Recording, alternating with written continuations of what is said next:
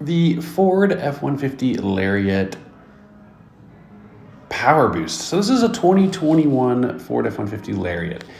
It is an amazing truck for a couple of reasons. One, it's a hybrid. So, I mean, kind of a hybrid. It's an interesting truck thing. I mean, in reality, it's an interesting thing.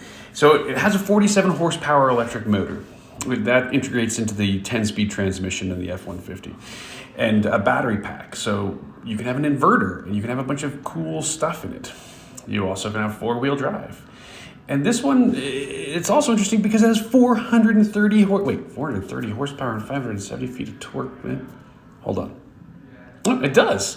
I love those. I love the C-clamp holders. I love the inverter. I love that you can run your TIG welder in here. I love that you have the option to have power in your truck. And also a hybrid truck that gets, 24-ish miles to the gallon in a pickup truck that has good towing. I mean, I'm used to selling trucks. I'm used to trucks being expensive, and I'm used to trucks being fuel monsters, which is kind of funny. So when you see one that's fairly different, this one's fairly different. So I drove this. It's disconcerting because it is a hybrid. So when you turn it on, you don't hear a big 5.0 Coyote roar up. The truck's just on, like, your mom's Lexus RX.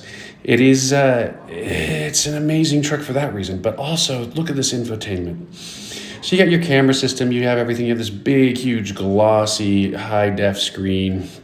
You've got a 220-volt charger inside your truck, heated and cooled seats, heated steering wheel.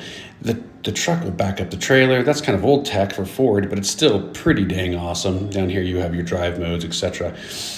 If you haven't noticed, there's a lot of chrome and this flat, polished, kind of magnesium-y looking stuff.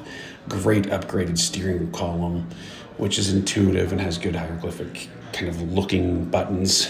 The other thing I really like, the B&O stereo, which is always good, but I really like the accoutrements here. So this is a rubberized dash. It's great for sound. It doesn't feel cheap and plasticky. It looks almost like denim and has a texture to it. And like I said, all those metal finishings also look really good. It makes the truck feel more homey. I like the cross stitching and then the perforated leather for the heated and the cooled setup. It ends up being a really good looking partner to what you do with your work, which is good. Locking glove box in the middle also.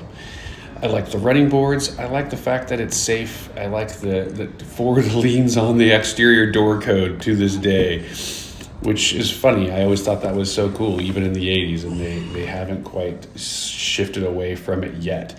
But when you think about just getting in and enjoying your truck and having that great infotainment system and a great screen, and a very modular dashboard for your dials and your setups here, this is one of the strongest choices I've seen on my lot in a while, especially with low miles, and especially a truck that, can tow and also be hybrid.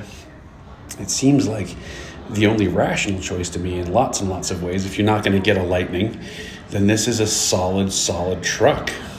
The other thing I like, it's going to let you know where you are and what you do. So you have a great camera system throughout. You have 2 cameras on your tailgate, one above the rear window, along with your parking sensors in the back of the truck. So you have your trailering camera also, which definitely helps for a lot of, look at me, focus on the thing, focus.